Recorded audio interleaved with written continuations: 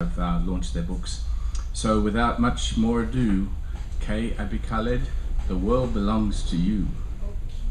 Here she is. Please welcome Kaye.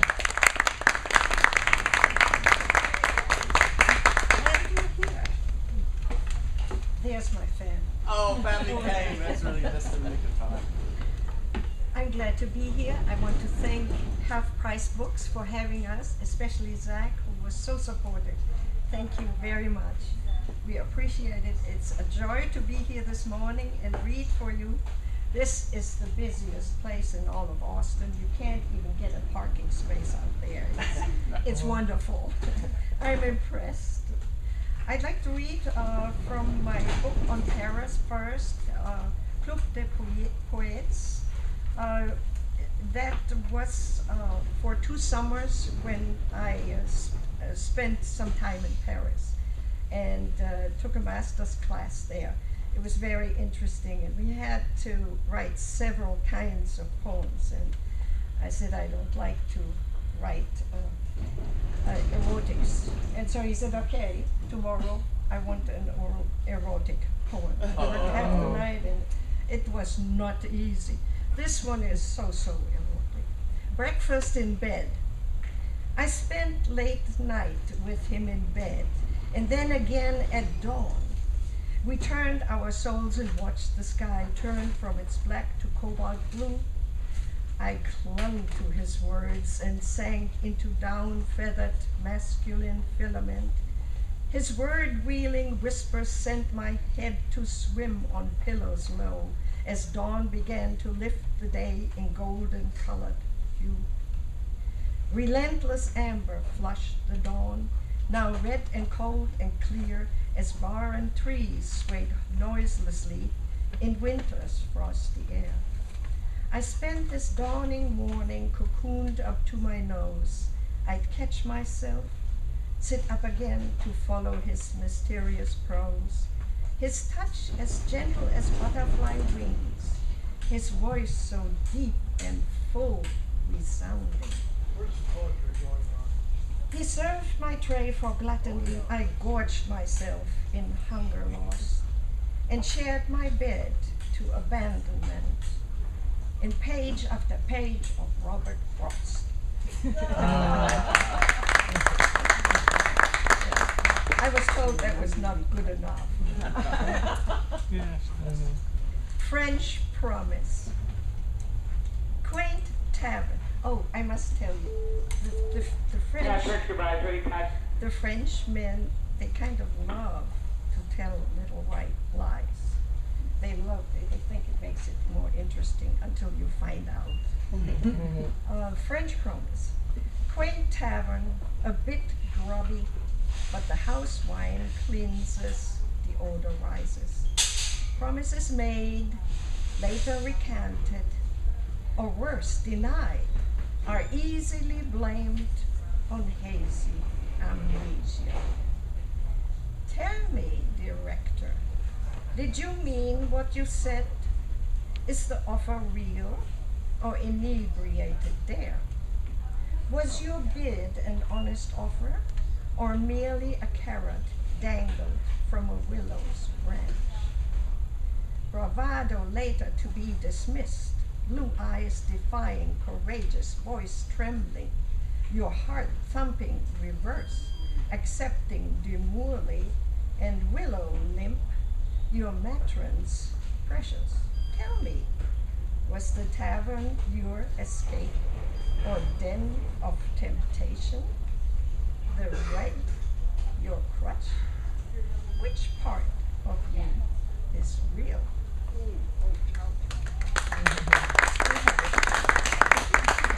I thought it was preserved. He said he offered me the position of poet in residence at the French-American Academy in Paris, and it was temptation. Let's see. Everybody who comes to Paris, especially artists, they want to succeed, and they'll do anything to succeed. And my impression of all the artists and the fashion designers were that they had worked so hard, and in the end, after they had succeeded, it was a question.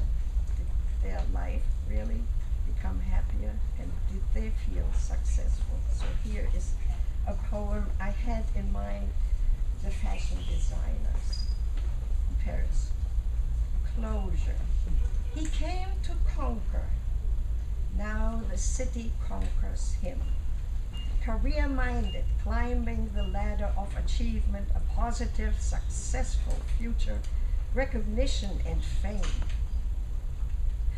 A twinge, an unaccustomed holding back, a slowing down when speed was of the essence, the best offensive to ignore for months, for a year, until the weight of hindrance made a visit necessary.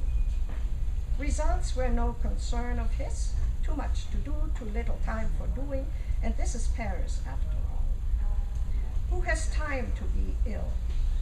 The pills work for a while. They smooth the bumps and grinds of whatever would soon get better anyway, didn't. From the apartment once envisioned, now afforded. Weak in death, he looks down on his Paris, his muse, beloved city offering, promising, bestowing honors. What crazy sense it made, what rousing symphony. Well then, so be it. Dying here is no less dignified. Who says he's lonely? Luxembourg Garden blooms, and Rue Saint-Michel is a carnival of humanity. Here, he says, let me pull up a chair, a cushion to pad the windowsill. Let me rest my head on damask, the smoothness of silk against my temple, and a last glance on the blaze of roses. This is poets, my copy is up there. I wrote lyrics of Lebanon for my husband George and his family. And we enjoyed Lebanon and Beirut very much. Had good times. The special wonderful memories I have is of his family and how they were close, how close they were, how they came together, and how diplomatic and very intelligent they always went together and never seemed to have a problem. I need to read one poem here first about the sagacity. It impressed me. So many came. Cars brush side mirrors in the drive-up at Fuad's house. Visitors filled 2 verandas, 2 living rooms. Neighbors, friends, family welcome in meals returned from the hospital. They wish him well and whisper prayers in his ear for speedy recovery. Coffee, cookies, trays appear and platters of fruit. In the kitchen, brass pots of coffee simmer and foam one after the other. Brothers, cousins, neighbors, a constant getting up, shaking hands, sitting down, small talk. How are you feeling? What is new? Carefully chosen phrases of personal inquiry, gently voiced opinions, avoid family friction. I mention how gestures and mannerisms of a brother are nearly identical, the other one living in California. Catherine, we have an operator, please, if I can. My remark creates a pause in their easy conversation. Best not to mention someone in troubled past, even worlds apart. I catch a word here, a phrase there, Listen, rise and fall, diction enunciated or cut short in quick succession, music of life lived with care, as guests wish long life for Emil, their friend. I strain to understand their understated wisdom.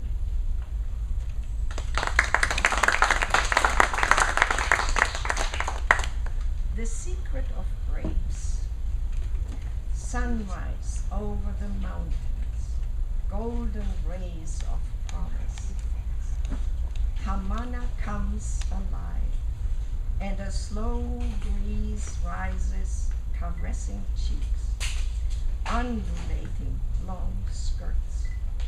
And then at 11, fog rolls in, cools down summer's heat. It's good for the grapes, people say, to ripen on the vine. Clusters form, hide in leafy foliage, grow huge, hang heavy in arbors over kitchens and front doors. Fruit so sweet it makes you cough and reach for a glass of water. Afternoons, the misty cover rises, gives way to brilliant sunset. Minaret calls for prayer. The secret of Lebanon grapes, fog rolling in, cooling hot air, holding in humidity, fog rolling out, nature's secret, the secret of grapes.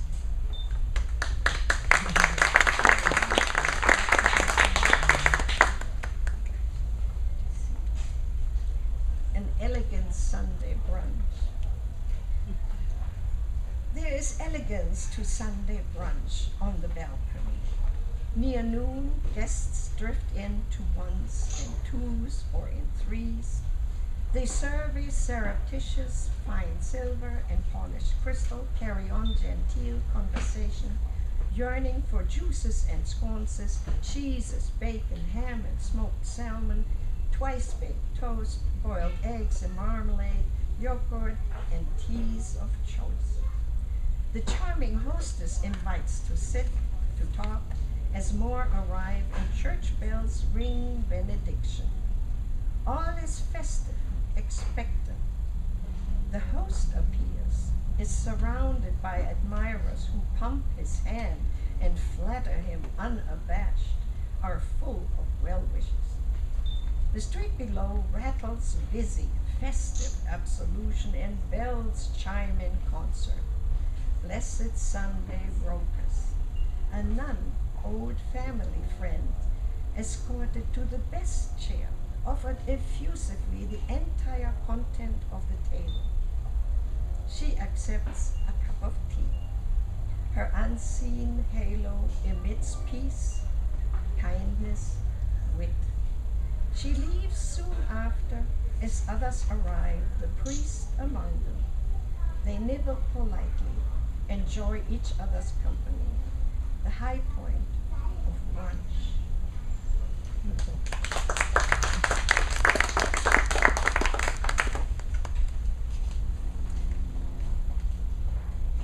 Beirut, and in particular Lebanon, is forever in the strains of problems, political problems, and so forth.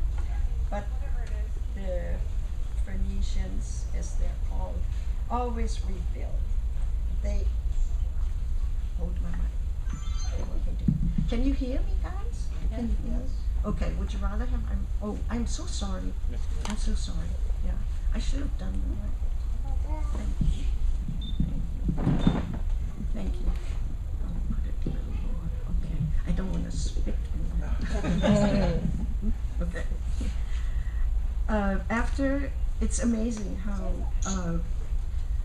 the Lebanese rebuild after they have been bombed and invaded so many times. But the attitude is such that they are willing to rebuild constantly, no matter what. And that's, I think, their number one admiration that I have for them. Beirut rebuilt. The civil war has brought you to your knees, Beirut. Shot through in ruins, a devastating heap of rubble, guns, flames, assassinations, stubborn fighting factions, murder indiscriminate, blood of thousands in the streets, and truce comes slowly in the political cauldron of this glorious city overlooking the Mediterranean, the melting pot of ethnic groups coexisting in uneasy peace. When goodwill returns at last, new faith is born, and many render aid, begin anew, putting aside their guns, talking to parties in earnest. A shovel borrowed, a wheelbarrow lent, to clear rubble, broken glass, and bones. A generator repaired gives faith and future a chance. Like minds, right the wrongs, share what little is left with the man next door. A hammer found, a nail given, pieces of wood reclaimed and traded, commerce rising. Looking around cautious, a hand stretching out to shake. The burden made easier when pain and remorse are shouldered by more than one. Beirut's initiative is not lost on the world. Help comes from the Middle East and Europe. Beirut alive again, looking into the future, gathering new hope. Traditions restored, churches and mosques raised for prayer. Commerce begins to flow. Beirut, Paris of the Middle East, Phoenicia rising. Will your glory stand, or will hate give way again? May peace prevail. May you live forever.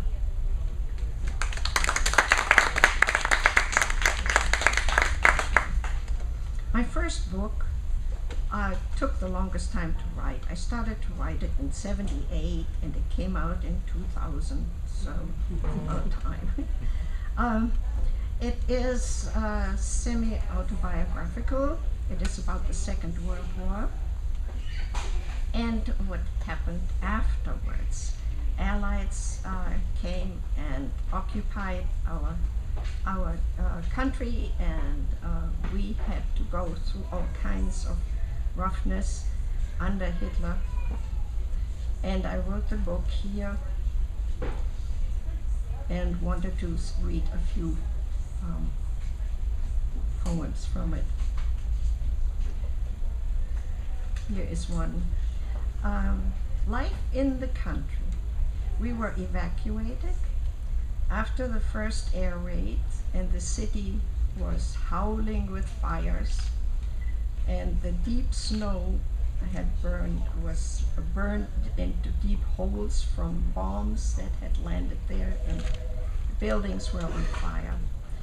The Red Cross evacuated families with children into the country. And we were about 55 miles away from Augsburg in the deep country. It was so far away and so isolated.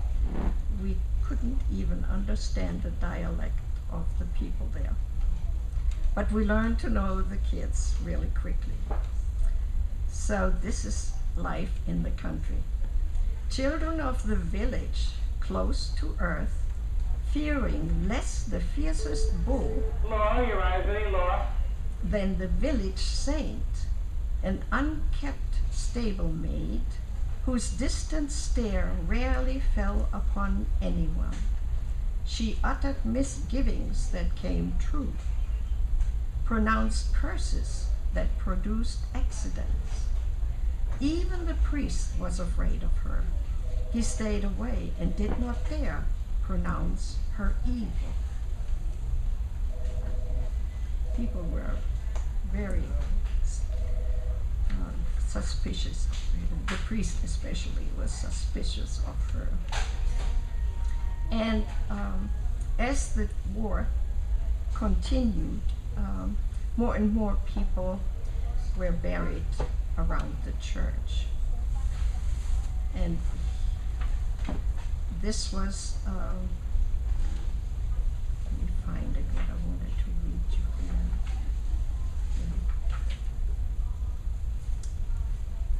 Funerals for husbands, brothers, fathers, missing in action, crosses of birch wood multiplying around the church, bursting into bloom. A life-giving omen insisted the bereaved. The priest cursed their obstinacy, celebrated Mass to ward off suspicion. Disgruntled villagers secretly consulted the saint, who gave desirable predictions for jewelry and money.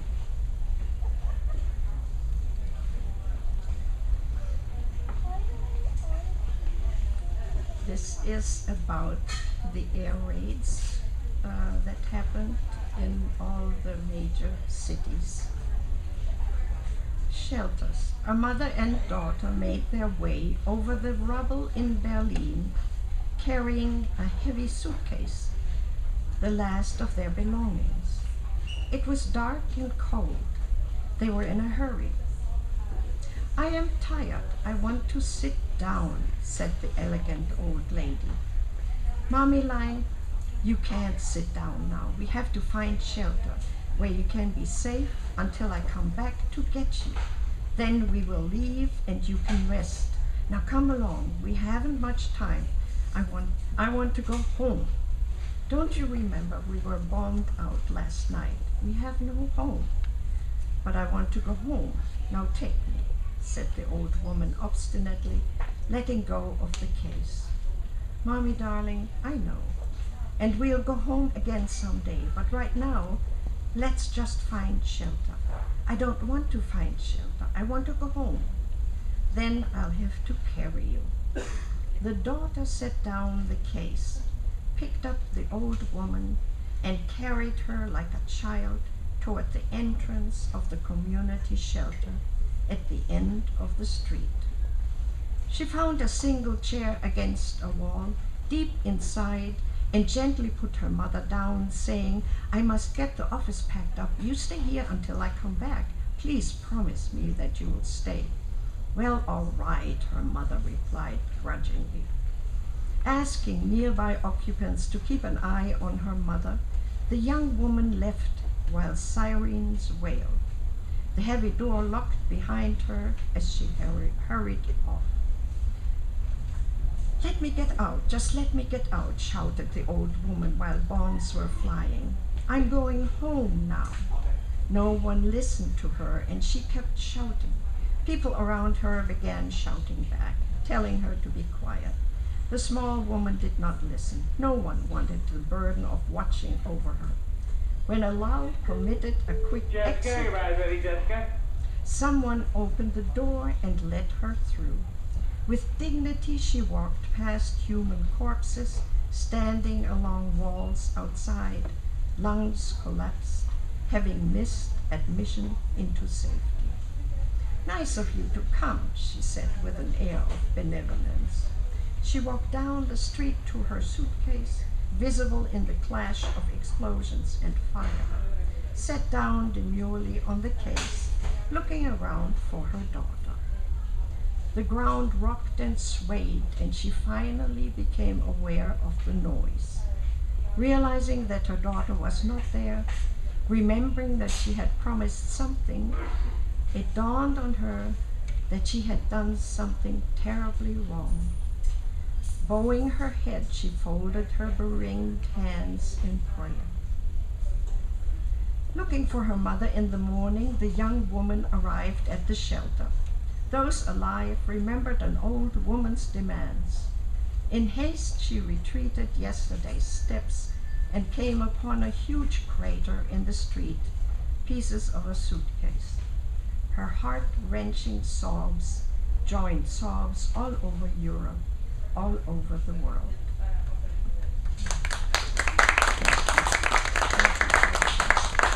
Thank you very much. I appreciate it. And my books are up there at the table.